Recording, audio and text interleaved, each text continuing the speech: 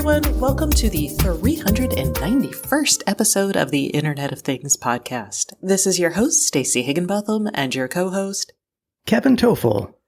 And we have a lot to talk about today. Amazon has done its Big Device Day. We're going to hear a lot about that. We've also got a little update on smart speakers tied to that, and Amazon's acquisition. What do they call those guys? I don't know. The company that Amazon wants to buy is releasing a new robotic vacuum, and the price point is, I'm going to go with staggering.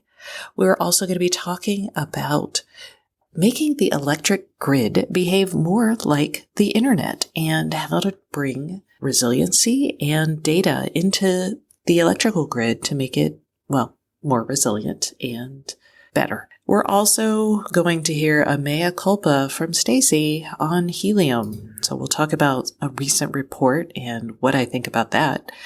And I reviewed the Yale Assure Lock 2. We'll talk about my experience with that. We're also going to hear from one of our sponsors, Nordic Semiconductor, all about their new Wi-Fi chip. And our guest this week is Elizabeth Parks, who is the CMO and president of Parks Associates. We're going to be talking about smart security, DIY security, energy resiliency, and some trends she's expecting from CEDIA. So all of this and more await you. But first, a message from another one of our sponsors. This week's sponsor is Firewalla. Firewalla gives you full visibility into your network and the ability to apply your own rules or policies to your network. You probably don't have a large enterprise budget to secure your home or small business network, but Firewalla makes cybersecurity simple, powerful, and affordable. How secure is your network? Are you concerned that your devices could be hacked? Firewalla has protected networks in more than 100 countries to make remote work safe and control what contents your kids see. To learn more about these powerful devices, go to firewalla.com. And I'll just tell you right now, I purchased a Firewalla out of my own pocket and run it on my home network. I was going to say all the time, but yeah, it runs all the time. All right, Kevin, let's talk about Amazon's big device reveal. Oh my gosh. We've watched the Amazon device unveiling, and gosh, what do you think? They went at breakneck speed in about 1 hour, and a crap ton of stuff was announced. There's definitely a theme, which probably we should start with, and then maybe flesh out the bits behind that theme, I'm thinking. Yeah, and none of this is unusual. Amazon does tend to cram a lot into their annual device event. So the big theme, Amazon would call it ambient intelligence, and they define this as being technology that's intuitive for everyone, that's proactive, and that is personalized towards, your life. Now, Kevin and I totally agree with this. Like this whole concept of ambient intelligence, we've called it a bunch of things. I mean, to me, it's kind of what the smart home should be. But within all of that, the big theme that has emerged is the smartphone almost doesn't matter anymore. If you live in Amazon's world, it doesn't. Amazon wants to deliver sensors into as many places as possible. They want to have those sensors understand the world and environment around you. They want to understand your habits and consumption patterns. And then they want to use Madam A as a digital assistant to provide what you need or what Madam A thinks you need at the point in time when you need it from the Amazon device of its choice. Which is context, and that is important. And I would add one more thing, because this came up quite a few times. They want to do it as much locally as possible. Yes, and I think that's part of their recognition that they're going to need so much data and have to put so many sensors in your life to make their vision complete that you have to trust it. Yep. And that means probably not sending a lot of the data to the cloud. And also, honestly, that would be way too much data to store anyway. I mean, we'll run down some of the devices that launch, but I mean, you just don't want all that going. No. But internet connectivity is important, as you'll discover with some of the services they launched. So let's talk about some of these devices. First up, there's a new Echo, right? New Echo 5th generation device that sounds better. It's blah, blah, blah. There's also a new Echo Dot device. Sounds better. It's been redesigned inside, but it's the same size outside. There's also a new Echo device with clock. The prices for all of those have stayed the same. So it's like It's $49.99 for the Echo Dot. You want to add the clock. That's $10 extra. What's nice about the clock bit is now it can display more than just the time. It can be like a running, almost like a stock ticker of information, weather, maybe appointments and such. So they've leveraged that, which is smart. okay, so they've got the two Echo Dot with clock that are 5th generation. And then they've got a new Echo Kids device that we don't much care about, but they have a dragon and an owl on them. Yay, and all the I kids wanted a and mongoose and a sloth, but that's just me. So sad for you. Mhm. And then they have a new Echo Studio, and it will come in Glacier White in addition to black. And the Echo Studio is I guess the fanciest speaker that Echo offers. I tried it. I found it way too bassy for me. But if you're into bass, it's great. It does fill the room with sound. Now at $199.99, it does cost, I believe, less. I feel like mine was $349 or $249. Yeah. Anyway. There's more bass on the new Echo Dots as well. They rejiggered the speaker and they say 2 times the bass. Yay. So apparently people really like their bass. They also introduced something called the Halo Rise, which is, we've seen this device before, but this is a clock, a light, and they call it a touch-free or a no-contact sensor is what they call it, that measures your movement and respiratory patterns. No camera and no contact and no microphone. Right. Now, but it will. So the Halo Rise is designed to sit on your bedside table, and it will work for the person closest to it. It reminds me of the Hue, they have a Good Morning kind of lamp, and the Google Nest. It's the 2nd generation Nest Hub that has the radar in it, the Soli sensor in it that tracks your sleep. So Amazon's basically doing the same thing with this. They didn't confirm that their no contact sensor is radar, but I suspect it is. Yeah, they are using radar in other places. True. And without a microphone or a camera, I can't see how else it's got to be either some ultrasonic or some radar-like sensor, yes. Yeah. So this thing is more expensive than I thought. This is going to be $139.99, and it also includes 6 months of Halo membership. And what it's doing what we all associate these. It's measuring your sleep patterns. It'll wake you up when it's most appropriate. It's got the lighting for circadian rhythms. The most interesting thing, I think, is that when you get into bed, if you connect it, it will tell Madam A that you've gotten in bed, and Madam A can then trigger a routine. So we're starting to see routines triggered based off of sensing in the home. And this is pretty important. And this is where Amazon's clearly heading. The data point they mentioned, they say now that nearly 90% of Alexa routines are initiated without customers saying anything, which is much higher than I would have expected. I have a lot of questions about that, but sure. It seems very high. They also mentioned a deal with Disney. We're not going to talk about that, only to note that if you're a Disney fan, it seems cool. And then when it comes to Eero, they've done a couple things. The most important, I think, is turned your Echo, any of your spherical Echoes, so your Dot, your 4th generation Echo speaker, your 4th generation Echo Dots, and Echo Dots with clock, they will all become Eero Mesh access points. I am vindicated. Yes, they're cramming as much stuff into these things as possible. And that makes sense. You are vindicated, Kevin. I said this in 2018. I said Google should do this, although it applies to any of these brands. Stop making all these separate devices when you've got roughly the same chips inside. Just combine them. Yes. They also announced a new Fire TV Cube that actually is pretty cool. I'm not going to lie. It is, and it's a lot cheaper than I expected. Yeah, it was $139.99. This is 4K. It's got a 4 mic array. It's got an IR blaster, so you can talk to the Cube to do, find content on your TV. You can talk to it to tell it to turn on I was going to say VCR. I'm obsessed with VCRs today. What is it? Your clock is blinking. Exactly. So you can do all this, and it has Wi-Fi 6E in it, which is great because that means it's going to stream your video content over a relatively untraveled, unoccupied band with the 6 gigahertz band.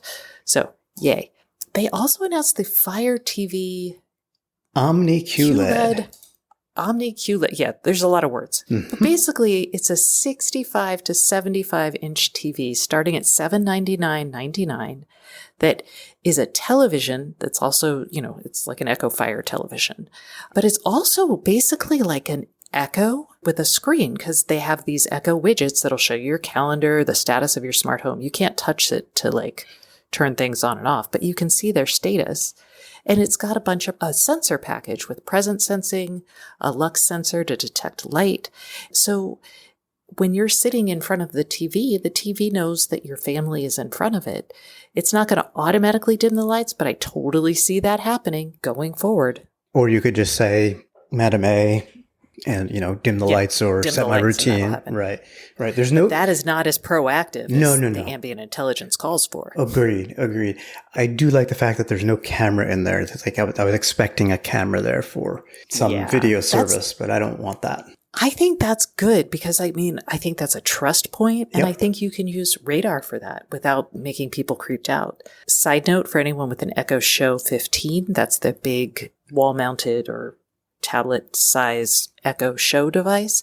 That's a TV now. They've basically moved Fire TV onto it, so yay. They did show off Astro, so Astro's still a thing. They've got an SDK for Astro, and the cool thing Astro has learned how to do is you can actually show Astro doors and windows in your home and teach it what it's like if it's open or closed. And you do that not using code, just being like a person, showing it how to do things, which is really awesome. Yep. And it puts Astro to become a roving sensor. Yeah, and that's good. In a sense, if you don't have smart door locks or smart sensors on your windows, for example, and you don't know if they're open or closed, you don't need those in a sense. You could just train Astro to tell you, hey, you're going to bed, but you left these windows open because I see them open. Which is, it's not going to close them for you. There's no arm or anything, but hey, at least you know. Yeah. And I'm sure one day there'll be an arm. I'm sure. Also on the security front, they announced an Astro Patrol service using Ring and Astro for small business. They announced some cameras. There's a new Blink wired floodlight camera for $99.99. There is a little accessory for existing Blink cameras that'll turn it into a pan and tilt 360-degree view kind of camera. That's $30. Yeah. And smart rather than introducing new cameras for Blink. Yes. And Ring has launched a Spotlight Cam Pro with radar inside for motion alerts, and that's going to be $229.99. Right. This isn't just happening in the home. Cars are going to be part of it. Amazon did a whole, dog and pony show with BMW's CEO, but Amazon is finally launching Amazon Auto again. The next generation is $54.99. And the most interesting thing here is that that also is acting as a sensor. So when you get in your car and leave your house using Madam A, Amazon can be like, hey, you left your house. We don't see anybody else home. Do you want to lock the doors? And again, this is that ambient intelligence and this ecosystem that Amazon is building up with Madam A. In their mind, they're like, who needs a phone? We're just going to put a bunch of devices around you, and they're just going to make your life easier. Let me rephrase that first part of that. Amazon is like, we missed the smartphone boat and the smartwatch boat, but now it doesn't matter because we have enough cheap sensors and low-cost connectivity that we can get around that. Exactly. We're going to pull all that together in Madam A, and you're just going to trust Madam A with everything. And it's possible we will. This is where I thought we were heading, and Amazon's doing a good job, and they're doing a good job with things on the AI side. So, things like hunches, that's actually very hard to do, to start understanding where someone is and the status of a home and then what normally happens. All that's very challenging. Things like showing a robot that a door is closed and lights are open. Yep. That's hard. And they've made that really easy. And that's where we're starting to see the differentiation. So that's great because I never wanted to be in the device business or the device reporting business. I don't use Madam A these days. And some of the reasons kind of go away with more of this on-device processing, fewer cameras, fewer microphones, and really tying the home together into a bunch of smart sensors that communicate together. Because they're actually doing a better job right now than everybody else. Here's the caveat. Amazon, it's their game to screw it up. And they have indicated that they might screw it up by doing like the by the ways, by adding advertising to Madam A. Right. I think having an advertising model for something like what they want Madam A to become is a problem. They should have a service model. You should buy access to your digital assistant because otherwise your digital assistant is just selling you. And I don't think that's what people really want. No, and that's why maybe we're seeing more of these subscriptions with Halo and adding more features to Halo to make it more attractive and less scary. They've got their Alexa Guard services. They've got a couple services there. Eero Plus, they had some features for that. So, if they migrate away from advertising and into pay for the services that go with these devices that make your life better, I can live with that. Yes. Now I wonder what I'm looking for, maybe not this coming year, but maybe in follow-on years, is a consolidation of those. Like, you don't need the Halo service plus the Amazon Together service. Like, people don't want that. You're going to want to buy access to Madam A.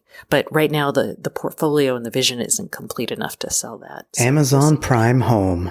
Oh my gosh. Yes. All right. And on that note, that's pretty much what we thought about the Amazon device launch. I don't know if I'm ready for Madam A to take on everything, but we'll see. Okay, well, now let's talk about a company that Amazon is interested in acquiring, iRobot. Amazon said earlier this year that it wanted to acquire iRobot for $1.7 billion, and the FTC is currently looking at this deal. But in the meantime, iRobot is not stopping. Can't stop, won't stop. It is releasing a new Roomba. This is the J7 Plus robot vacuum and mop. And everyone is very keen on the fact that this is... It's the Cadillac version. It's the fanciest self-vacuuming robot mop thing you can buy. The big thing here is it's a 2-in-1, which means vacuum plus mop. And the mop, basically, to avoid your rugs and things like that, it's like a DeLorean. What would you say it's like? It just like flops. Yeah. Well, DeLoreans had gull-wing doors. This is sort of like that. It articulates the mop from the bottom of the robot up to the top, so it's out of the way when you're not mopping and it's not getting drips and whatever else when it's vacuuming. So, I mean, I don't own a mop plus vacuum. I only own a Roomba vacuum, so I don't know how big a problem this is that it's solving. I don't either. I don't have a Roomba plus plus mop either, or any sort of mop. Yeah. I'm lucky my child loves mopping, so they'll just do it on their own. This actually, the main reason, I guess, is what they're saying is when it detects carpet, it'll flip that up. And I guess I could see that as a problem because you don't want wet carpet, but we've ripped out all of our carpets because we just think carpets are dirty and gross, but that's just us. You don't have any rugs? But we do have a few rugs, and we need more because poor Norm is like sliding and skidding. Everywhere.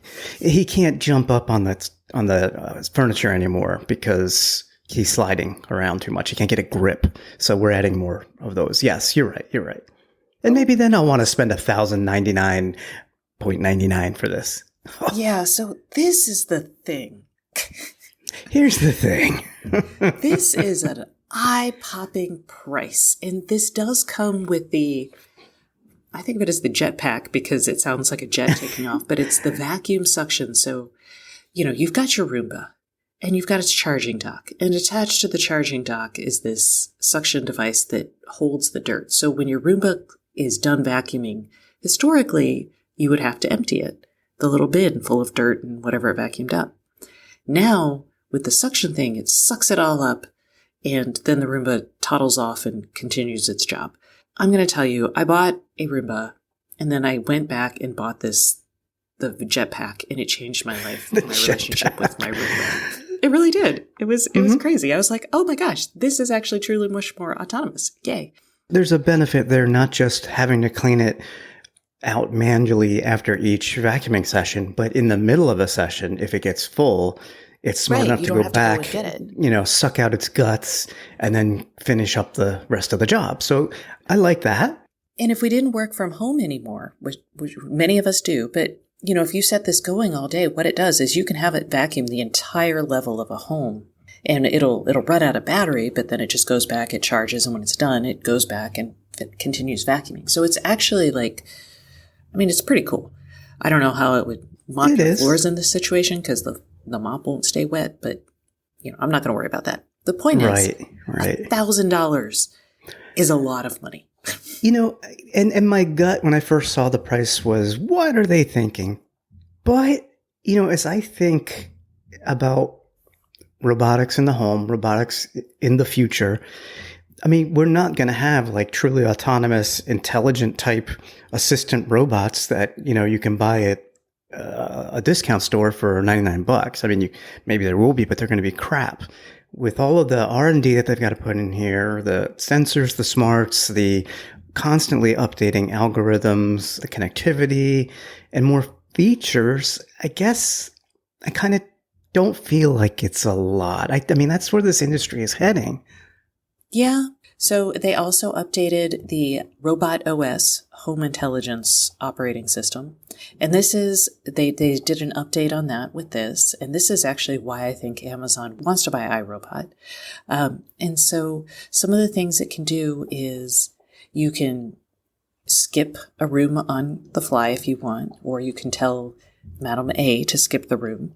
Or Google.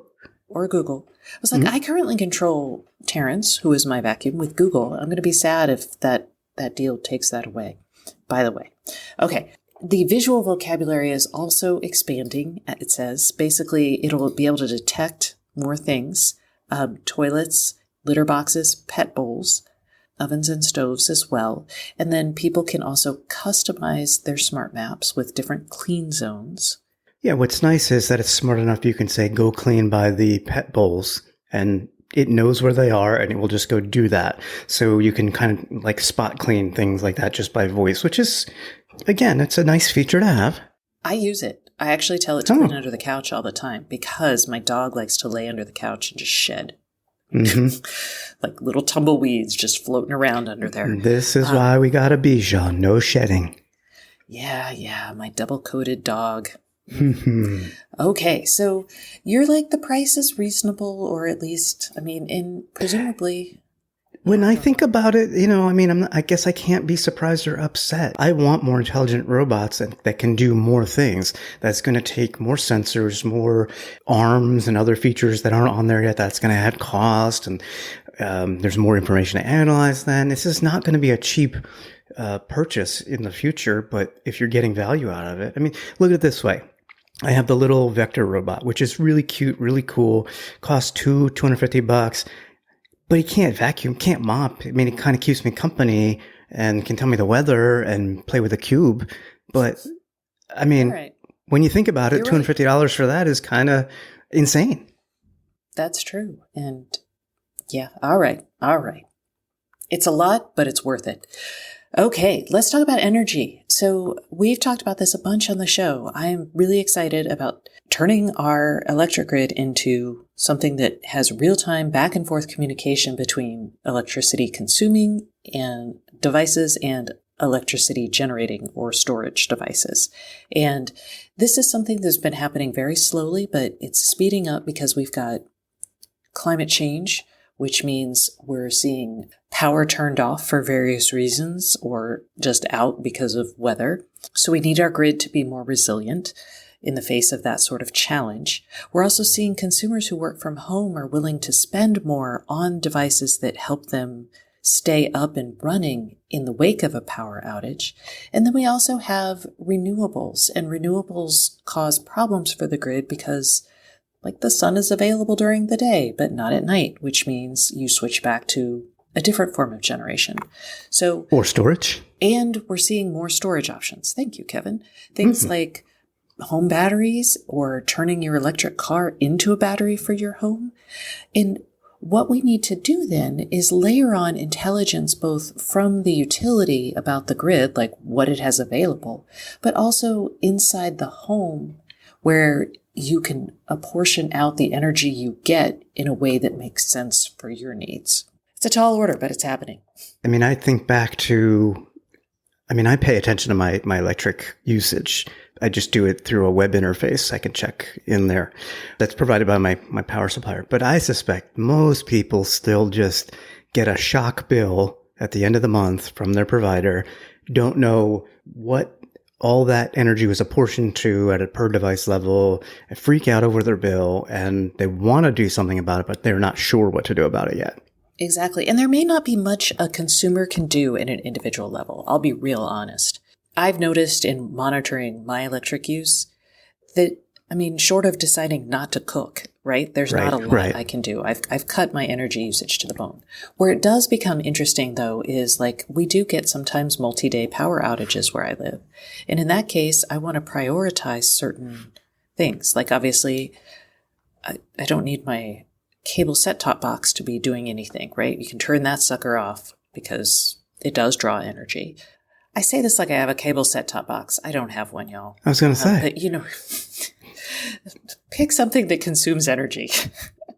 Yeah, something that's not necessary, such, like your fridge needs to keep running, your HVAC needs to keep running, and certain lights need to keep running. Yeah, we lose our power in the winter, so my HVAC does not need to keep running. You're lucky based on where you live. Yeah, I can build a fire. But anyway, so Itron, which is, the company behind the smart grid, this is a company that's been around for decades building out smart grid capability. They released a survey that talks about how utilities are viewing this kind of internetization of the electric grid. And basically, the survey notes that 9 out of 10 utility executives, they recognize that data analytics are going to be essential to their ability to serve customers. Customers say half of them are willing to pay more for data to drive insights to help them conserve energy and lower their bills. I think that number will shrink when they realize they can't do much, but that's okay. Most of them want real-time data and analytics, and that includes things like real-time pricing. And I would want the utilities to extend that actually out to consumers so they can make decisions as well.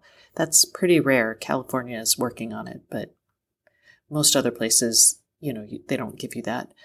77% of consumers say it is extremely important that utilities use data analytics to help with extreme weather.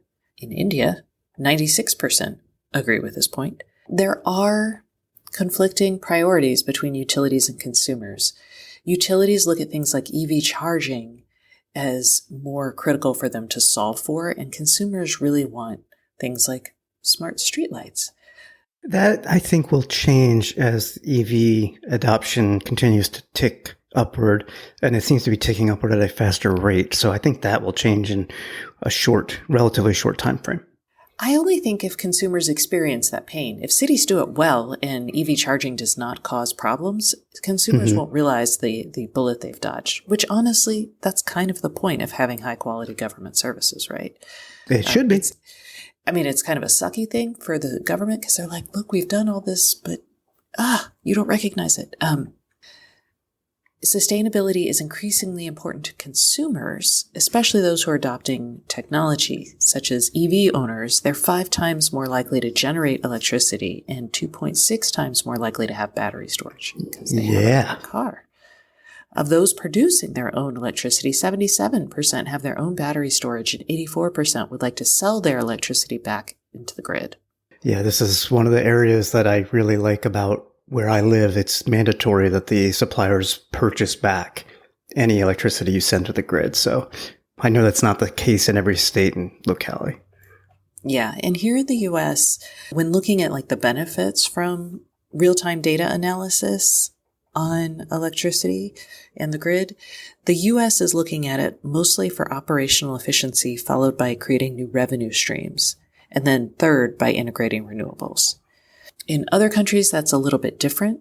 Like in Australia and India, utilities are looking for new revenue streams first off, and then operational efficiencies. The UK is interesting because it is the only one who really wants to use this data, number one, for integrating renewables, and then new revenue streams. Well, that does not surprise me, given the current energy situation in the EU in general. Yes. You know. Basically, this is a big deal, and it's part of most utilities and even cities' efforts. And we've got a law now that's saying states have to put in electric vehicle chargers every 50 miles. It's crazy. And have provided some money for that. So we're going to see a lot more about this. Now, here's a kind of fun thing. Along with this report, Itron said that it is working with Samsung SmartThings to connect Itron's industrial IoT network stuff to SmartThings services. So it's unclear how this will turn out because I think it's probably going to be on an individual utilities basis. But Itron's basically going to share data from SmartThings about energy usage in the home with utilities and hopefully let utilities give information back to SmartThings users about how they're using electricity and maybe things like demand response. So I love this idea. It's a good idea. I'm curious to see what true benefit they get from it. The immediate benefit is that electricity providers, maybe who haven't done smart meters and such, can still get at this data without investing in smart meter purchases and installations. You have to have that. If you want the whole home level, yes. If you've got SmartThings, the SmartThings app and ways to, or I should say devices that measure your home electricity. I mean, at least that's some data with no extra cost. But I question how many people actually do have those devices because what they're saying is that 230 million people have downloaded the SmartThings app. Well, that's great. But if you don't have Samsung SmartThings devices that capture electrical usage and such, then it's kind of fluff. So I think this is a long-term kind of plan. So I think we're going to see a couple things here. One, Samsung's appliances will start sharing electricity data, and Samsung is a huge appliance retailer. Two, Samsung is part of the HCA, the Home Connectivity Alliance. If that goes as planned, and this is a big appliance consortium, LG is part of it, GE Appliances, like Haier. Haier, yeah. Well, Haier is GE Appliances. That's right. Name another big appliance. Kenmore. There's a lot of really big names. So if they can figure out, and one of their goals is to share things like energy consumption data. So it's possible in 3 years that any connected appliance you buy will be able to share data into SmartThings. If that's the case, then, and those are the big consumers of energy in the home. I think Rheem is a member and they make, what are those, water heaters? That's what the second largest consumer of energy in a home usually.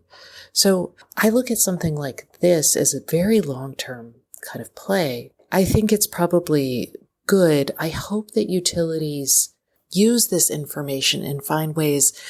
It's fine if they want to increase their revenue streams, but I think they need to use this information to really help consumers understand things that the utilities might be doing to boost their own resiliency.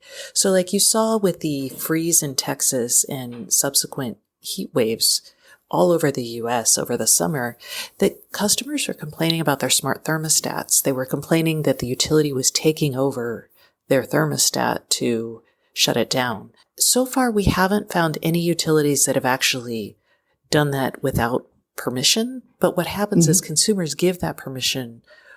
They don't realize they've given that permission. They don't realize exactly what's going to happen. So when it does happen, they're kind of shocked and pissed. Right. So I think having an app interface like through SmartThings, that could actually help. They could communicate better in advance, maybe, and explain why this is happening. Maybe that's optimistic. I get that people are upset when they're uncomfortable in the heat, but if you say, look, you can be uncomfortable now or you can have no power for the next 3 days because we're going to blow up the grid, most people are probably going to make the right decision and maybe they won't. And if they don't, then I'm kind of like, well, then we're living in a new world and you're just going to have to accept it. Okay, that was a lot. Let's zip on through because we are talking forever. Okay. Forbes did an excellent story about helium in which they showed that executives unduly profited to the tune of pretty much 90% available coins at launch were minted and benefited only the executives and friends and family of helium. And apparently I was in that early wave. They were very transparent that early, more benefits, more HNTs, tokens would benefit earlier adopters because of the way the network was set up. What I didn't expect and what I did find pretty gross was that in addition to what they owned, like because they were Nova Labs and helped create the network, their employees and executives actually operated their own personal hotspots, didn't really talk about it or disclose it, and made more on top of that. And they did that very early in the process, which what's interesting to me about it is the chart that Forbes has showing the average earnings per hotspot each month from the beginning, August 2019 to current day. And if you were in on that August 2019, your average earnings per hotspot in HNT, 33,401 HNT tokens, whereas now the average is 2.91 tokens. I average $5-6, maybe one token a month right now. I'm real sad. I don't know what else to say. I got mine in April 20 or March 2020. So obviously was not part of the insane profiteering, but it feels like profiteering. To me, Helium was supposed to be a different type of crypto project, not focused on the crypto itself. Yeah. And unfortunately, it's really no different because those who get in early on pretty much any crypto technology or coin or whatever, they have the potential. They don't always, but they have the potential to make millions and millions of dollars. Whereas if you come in late, you're just like everybody else, buying, trading, minting, whatever. And at that point, the benefit's been distributed across hundreds of thousands, if not millions of people. It doesn't feel any different anymore, you know? And I'm not bitter because I own a hotspot. I paid $450 for it. And I think I've made $50 back. That's not it for me. It's the overall issue I have with this. Yeah. And so I guess I was a bit naive, which as a reporter, I feel really bad about. This is a whole new thing. I wouldn't feel too bad. You know, you're not a crypto expert, nor am I. And based on what information you provided at the time, I don't think you did anything necessarily wrong or steered people in the wrong way. I should have been more skeptical. I should have been like, you guys, I really did believe in the economics of doing this for the IoT. I still don't believe in the economics of doing it for 5G, not because of this particular reporting, but like now I'm like, oh man, you had to do this way, huh? So the point here is, y'all, this is my take because a bunch of y'all sent me this article and I was like, I also saw it on my own, but I gave a lot of thought to this and yeah, I'm sorry in the sense that I was not more skeptical and I'm kind of sad. You know, at the end of the day, the network delivered what it has promised. Is it getting used enough? No, I don't think so. But I mean, and that's why I went in, and that's really the main driver that you went in. So I wouldn't feel too terrible about this. Well, yeah, but by talking about what I gained, I think I prompted other people to look at it, and that's not great. Anyway, it's unclear to me if people are even going to use it. So I will obviously keep operating my hotspot in the hopes that people will use it. If no one does use it, then yes, this was just a giant Ponzi scheme. We do need this type of network, which is why I'm excited about like Amazon Sidewalk and that sort of thing. If this doesn't work out, I'm really frustrated because I think we could have done better than a proprietary network. But, here we are. All right, let's talk about Yale's new Assure Lock 2. Does it have Matter? It doesn't, because we don't have Matter. But it will have Matter. So you can buy the Assure Lock 2. There's basically kind of 4 lock variations. And they split between keyless and then touchpad. So you can have keyless with a touchpad or keyless with buttons, or you can have keyed with a touchpad and keyed with buttons. And when you buy it, you can buy it just with Bluetooth only, or you can buy it with a Wi-Fi module and it'll work over Wi-Fi. Or you can or you can buy it with Bluetooth and wait and get a Matter module when Matter comes out. It'll be a little bit after Matter comes out, but the modules are going to cost $79.99, and the lock's going to cost between $159.99 and $179.99, depending on if you get a keypad or buttons. That's for the Bluetooth pricing. For the Bluetooth pricing, sorry. That's the Bluetooth only. So if you want like Bluetooth plus Matter, you're going to be looking at like $259.99, up to $259.99. The Bluetooth version, by the way, works with HomeKit. So you, Kevin, could get the Bluetooth version and unlock this door with your watch, and you might be totally happy with that. Right, and then later add Matter. And later add Matter, if you want. You may be like, I don't need Matter. So some things to think about.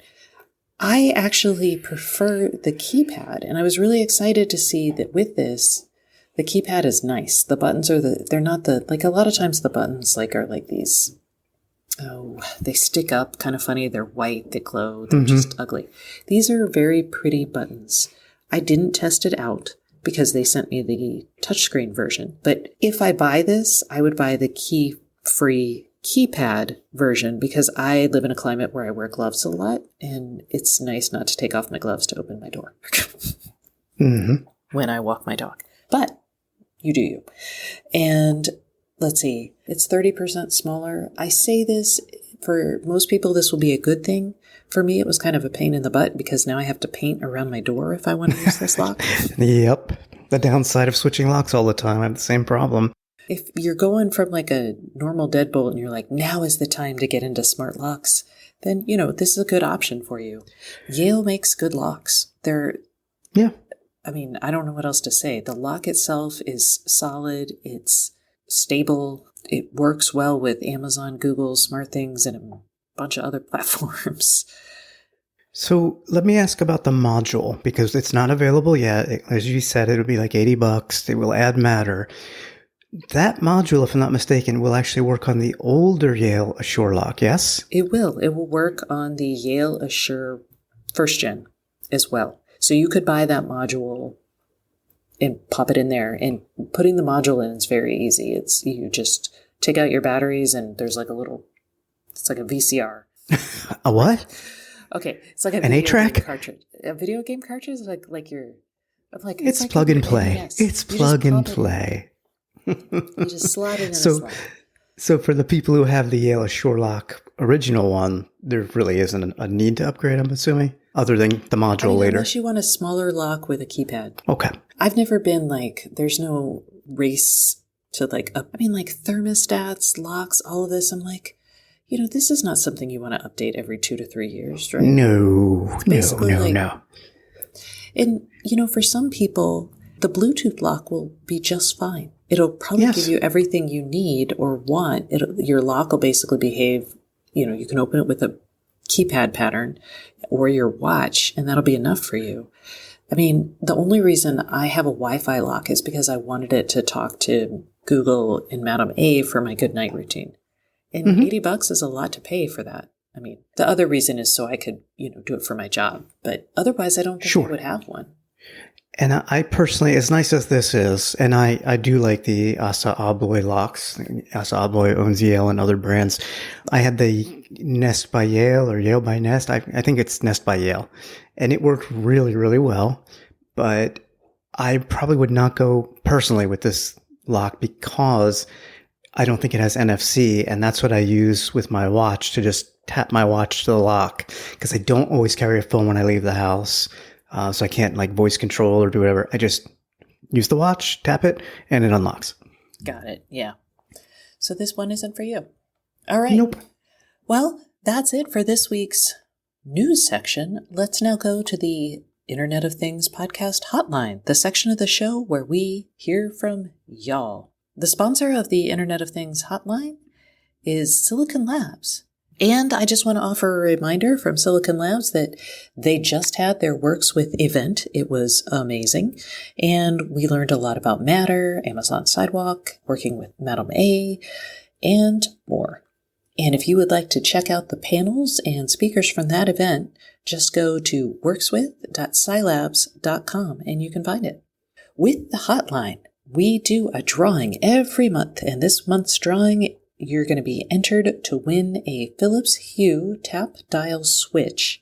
So if you want to be entered to win, or you just have a pressing question you'd like us to answer, give us a call at 512-623-7424, and you'll be entered to win, and you'll provide us with a question we might answer on the show. This week's question is all about Ecobee, and it actually is a problem that I have had it myself. So let's hear it. I have a question about my ecobee first generation. Went all over the internet looking, but I can't figure out why it starts running the next program about an hour and a half before the program's supposed to start. I try to set it up to where the temperature drops overnight or goes overnight at a resting temperature, and it seems that it starts up way before we even go to bed. And figure out how to stop that setting, and I wonder if you guys have any insight on that. Appreciate your guys' show. I love every bit of it. This is something I was eager to answer because, my gosh, I had the same issue. What you're encountering is a feature called Smart Recovery. When you use your ecobee, it's learning how long it takes for you to heat your home or cool your home. So how long it takes to get to a desired temperature. And then what it does is it tries to get your home to that temperature at the time you want it to be there. So if you say at 8 o'clock in the morning, I want my house to be 72 degrees in winter, then based on how long it takes to get there, your thermostat might turn on at 7 in the morning or 6 in the morning. And that's what's happening to you here. If you hate that, you have two options. One, you can turn off the Smart Recovery feature, and you can do that in the web or on the thermostat. So it's not in the app. So if you go on the thermostat, you go into the main menu, to settings, then preferences, you're going to select Heating Smart Recovery or Cooling Smart Recovery and enable or disable it. And note, you can do this for heating and cooling. So I actually have Smart Recovery turned on for cooling, but I have it disabled for heating because I hate when I'm sleeping for my heat to turn on. So it doesn't. Or you can kind of figure out when it turns on and then set your time that way. I don't think that's the best way to do it, which is why I didn't do it that way. Yeah. I actually didn't even know about this feature. I'm looking now. I've got it enabled and I just never realized it. Only reason I noticed it is because, again, I hate the heat running when I'm asleep. So I did have it set for it's 7:30 in the morning to start heating the house. And I thought that meant it turned on. But some mornings, when it was really cold, it would turn on at 5:30 in the morning. And I'd be like, yeah, I'd wake up and I'd be like, oh my God, heat, I hate it. So that's why that changed for me. Okay, so hopefully that helps. I love being able to answer something so fully and completely. So good question. Remember, if you would like to give us a call, you can call us at 512-623-7424 and you'll be entered to win if you call us before the end of this month, and that is the end of this month, midnight Eastern time. Okay, that concludes that section of the show. But please stay tuned for our guest, Elizabeth Parks of Parks Associates, talking about the market for DIY and monitored security, trends we're seeing in new home builds, and what we hope to see at CEDIA. That is next, but first, a message from our sponsor. This week's sponsor is Nordic Semiconductor. Hey everyone, we are taking a quick break from the Internet of Things podcast for a message from our sponsor. This week's sponsor is Nordic Semiconductor, and I have Ioannis Glaropoulos here on the show to talk to us. So, Ioannis, we have had Nordic on the podcast before, but can you just give us a quick refresher on what y'all do? Sure. Nordic is a leader in ultra-low power wireless connectivity. We design low-power integrated circuits for Bluetooth, Matter, Thread, Zigbee, cellular IoT, and now also Wi-Fi.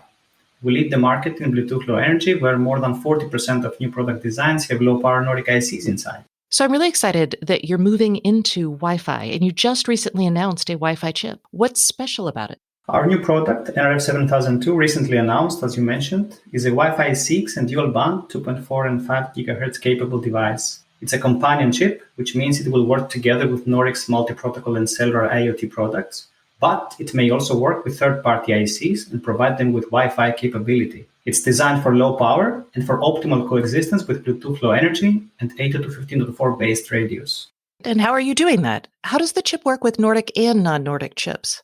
So the nRF7002 implements the Wi-Fi physical and MAC layers, so it offloads a big part of the Wi-Fi protocol stack from the host processor to the companion IC. It supports common serial interfaces to processors and microcontrollers like SPI and Quad SPI. So any host that has a TCP/IP networking stack and supports SPI or Quad SPI can use the NRF 7002 to connect to the internet over Wi-Fi. Nordic is known for low-power wireless ICs. Most people aren't going to think of Wi-Fi when it comes to low power. Does entering the Wi-Fi market with the NRF 7002 break your business model? No, not at all. NRF 7002 actually enables us to expand Nordic's business model to Wi-Fi.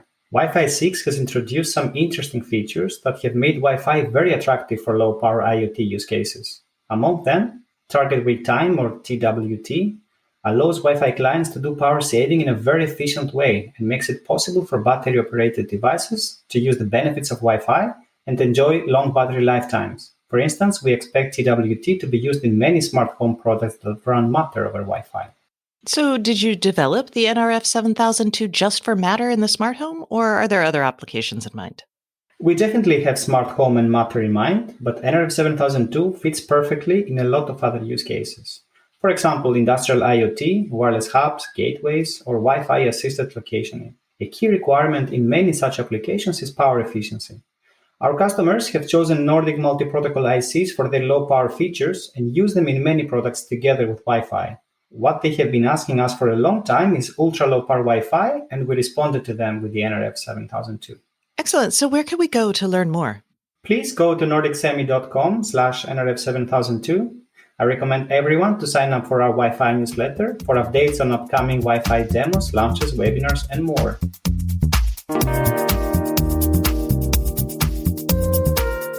Hey everyone, welcome back to the Internet of Things podcast. This is your host, Stacey Higginbotham, and today's guest is Elizabeth Parks, who is president and CMO at Parks Associates. Parks Associates is a Dallas-based market research and consulting firm for emerging technologies. And for most of our listeners, you're going to be familiar about it because we cite research from the company all the time. Elizabeth, thank you for joining us. Well, thanks for the invitation. I'm always reading your blogs and listening also to your podcast. So excited to be here. Yeah, I'm really excited to have you. You guys have been doing this for so long. And the way you'll find out everything that you publish is by interviewing broadband connected households. Can you talk a little bit about that process and when you started seeing things like smart home devices start to emerge as something that we're worth paying attention to? Sure, absolutely. Well, we are about to be in our 37th year in business. My mom started the company back in the late 80s, and back then it really was looking at the impact of computing on consumers' lives and as well extending into the business world. So, the personal computer was introduced, and part of the work back then was asking consumers about if they had a PC in their house. And then it was understanding coax and broadband in homes, and our research practice has really grown up with the market. So we survey 10,000 internet households every quarter. We have a partner we work with and do that large sample size so we can dive deep into some questions for some of those smaller numbers there and still have really good statistical validity. And that quarterly survey also gives us a lot of opportunity for trending data and understanding things fairly quickly over time and how the consumer market is responding. So as far as smart home devices, really, the smart thermostat being introduced in 2009 was one of the first things we would have been tracking. However, prior to that, it was broadband in the home and understanding the home network and the residential gateway, which are the core components of the infrastructure of the house. And of course, the foundation of the connected home space. So yeah, you never go wrong if you bet on broadband. My goodness, we have come from like, oh, I guess I'll use this for email to I can't live without it. And now I'm connected. Like I have shoes that are connected to the internet. That's ridiculous. So let's kick this off with Matter, because I'm starting to lose a little faith in it. But like almost the last 3 years since it's been announced, I've been really eager for Matter. And I thought it would be this huge game changer. But now it feels kind of like meh. Feels like we've moved so far in those 3 years from just like interoperability woes to like thinking about services and all these other things. So what's your take on Matter and how do you think that'll affect the industry? Well, I don't think the impact will probably show up for a while if Matter does all that it says it might be able to accomplish. So I think it's a great initiative that we support, and we've supported many different standards initiatives over the years. Even back in the 80s, it was X10 and CBUS. There were different home automation standards back then. So standards are going to continue to be introduced even after Matter, right? Whatever that is. And so it's a tall order to do some of what they've been saying they might be able to accomplish. And when you bring in the number of players that they have, there's a lot of interest in the room in terms of building products that will, match up with specific differentiating features that brands bring to the table. And I think that's where it gets complicated. Kind of dumbing everything down so there can be communication across various layers. Okay. And yeah, like I said, I'm eager to see. I still have hope, but it does feel like a lot has changed. One of those things has been really this focus on services and higher level services in the smart home. So I'd love to ask you about some of the things that you see happening. And we'll start with, I don't know if this is your favorite market, but y'all do a lot of research on this, which is the monitored security market. So I'd love to get a sense of like, hey, where are we at in terms of adoption and like how has DIY changed that? Well, right now our research shows across the average household, there's 16 connected devices total. And so we're at a point where there's enough devices in the home where that network and system becomes a really important part of the next stage, which are all the services that are being delivered. And so home security systems naturally start as a really good base where devices can get added to those systems along with additional services that have incremental revenue attached to them, thus allowing the security providers to take their monthly reoccurring revenues from, maybe $40 a month to $46 a month. And then, of course, there are different contracts that come with the professional monitored security services, as well as new monitored services that have been introduced with low or no fees attached. And so really it's just this huge influx of choice. And I think you noted it earlier, talking about the role of DIY. A lot of that choice that's in the market is because of some of the DIY solutions that have been introduced that are thus competing with the professional monitored security solutions that are out there. In the past few years, especially with COVID, the blurred lines between the professionals now introducing DIY even more than they had before. DIY wasn't actually new for professional monitored companies. They've had DIY solutions in the market, but then COVID hit and they really needed to lean into their DIY solutions because they couldn't kind of get into people's homes. That time and also allowed them to come up with different strategies and introduce new things into the market to grow and expand the business lines beyond what they might have done traditionally. And then on the other hand, you saw the DIY players quickly looking for the professional security solutions and introducing them that way. And then even their prices jumping, right? Because naturally, some of these low subscription prices being offered, they can't sustain themselves long term. Right. They've got to add, if you're going to add like professional monitoring, you've got to have like $10 or $15 additional a month, in addition to the $5 you charge for cloud storage. Yeah, I mean, things cost money that are, especially when you're talking about getting emergency responders, that's relying on a lot of times central stations and technology that enables those professionals to really know what's going on inside the house. Okay. Do you think we've seen the overall security market expand with kind of the launch of the new DIYs? I feel like forever we were at like about 20% of US homes had monitored home security, like Vivint or ADT or one of those kind of old school companies. Yes, absolutely. The market has expanded, and that expansion is driven by the DIY play. However, it's clear that consumers really lean into professional services, right? There is a segment, a group of people who will do it themselves. They'll also go and think they'll do it themselves, and then they'll hire somebody to do it. Or they might return the whole thing and go to a professional. The opportunity to meet the different segments now with these new price points, that's really where the difference is. You've got now a group of people who can afford it, who don't have to be locked into a 3-year, $50 a month, I can't get out of my contract plan.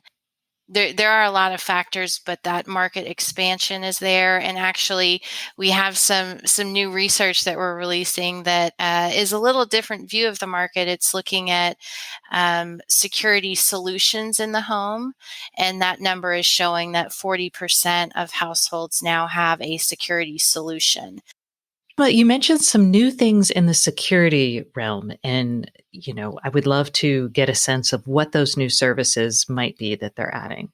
Yeah, a lot of the AI-based video verification, the innovation in those areas is really driving a new view of where sort of the perimeter of security can be. And so anything with a camera-based solution, especially outside of the home. So ADT is a really good example of a company who's branching out in all sorts of different areas. So they've just announced a partnership with Uber, which is very specific to having that opportunity for the rider in the car to have added security through app notifications. They also have announced new partnerships with Ford and in-vehicle types of security monitoring, which has really big implications for fleets as well as construction and individual, workers who might have tools in their trucks. And I expect that we'll see continued partnerships between these different ecosystems and specifically brands that can help expand interest and educate the consumer. So another service that I think is really interesting, and maybe I'm just making it up, but is energy management. I feel like I see a lot of cool startups in this space. I feel like with our attention on climate change and reducing carbon, there's a lot of opportunity here. What is actually real that you're seeing in the industry?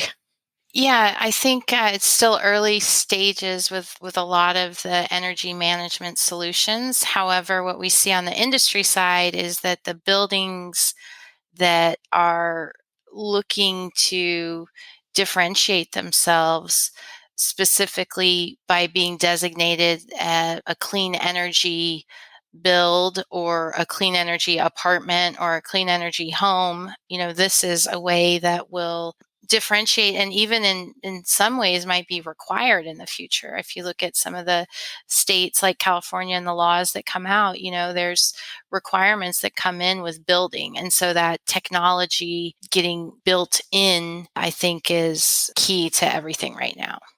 Got it. And you have been traveling a lot. We're going to talk about where you're going or where you are this week. But first up, you were at an event for builders of new homes.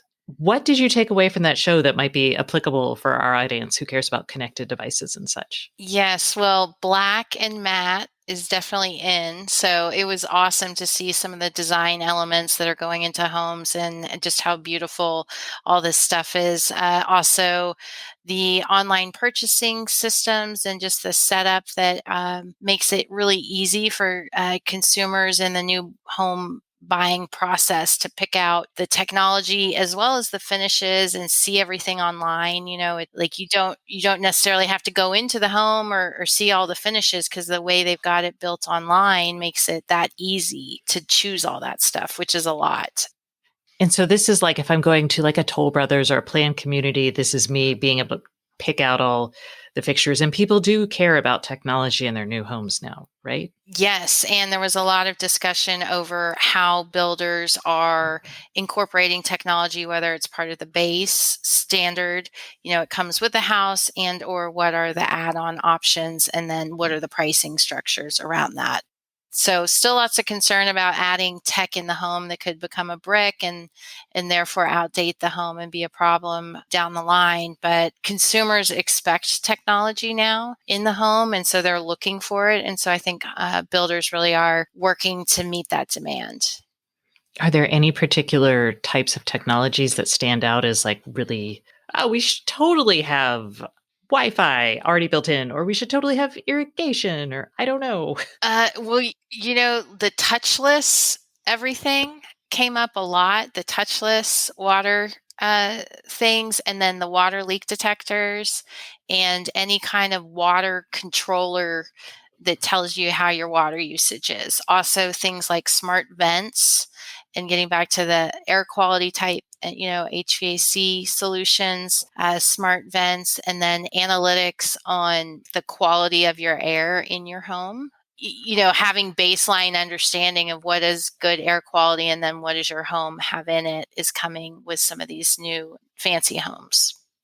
Great. And final question, since this is a show that by the time this is actually live, many of y'all will already be there. But Cedia, you're headed there. What are you looking for? What are you excited about? I'm excited about seeing whole home solutions. So seeing the entertainment controls come together with the energy and the lighting and really, that user experience, looking for that seamless, unified experience that we've been talking about for decades. Cedia has got the best of the best there on the show floor. And I know the nice neighborhood is going to be fun to look at, and they always do a great job with showing off all their the stuff that they're working on. And I think energy and health will also be something that's talked about as well. And health will probably be more like, oh my gosh, what's in the air you breathe, and how do we manage HVAC and that sort of thing, correct? Yes. I mean, it really ends up the healthy living is on the controls side is a big one. I do think in the future, independent living solutions and the ability for homes to have, ways to detect, let's say if you're about to fall and have a stroke, right? Somehow they have these sensors that can tell what your gait is doing or even your breathing. I just read a clinical kind of study thing about how, for 4 hours, if your breath is monitored, they can actually tell if you're going to have a heart attack way ahead of time. So there's certain specific vital signs that can be monitored that way. So I think it's coming. It's far away, but it's coming someday. Like when I get ready to have my heart attacks and strokes, hopefully. All right. Well, Elizabeth, thanks so much for coming on the show this week. I appreciate it. Thank you, Stacy, for the invitation. And that concludes this week's episode of the Internet of Things podcast. Please join us next Thursday and don't forget to subscribe. And if you can't get enough IoT news, I would love for you to sign up at www.stacyoniot.com for our weekly IoT newsletter, where we explain all kinds of things that we don't even get to on the show. Once again, thank you for listening and please subscribe.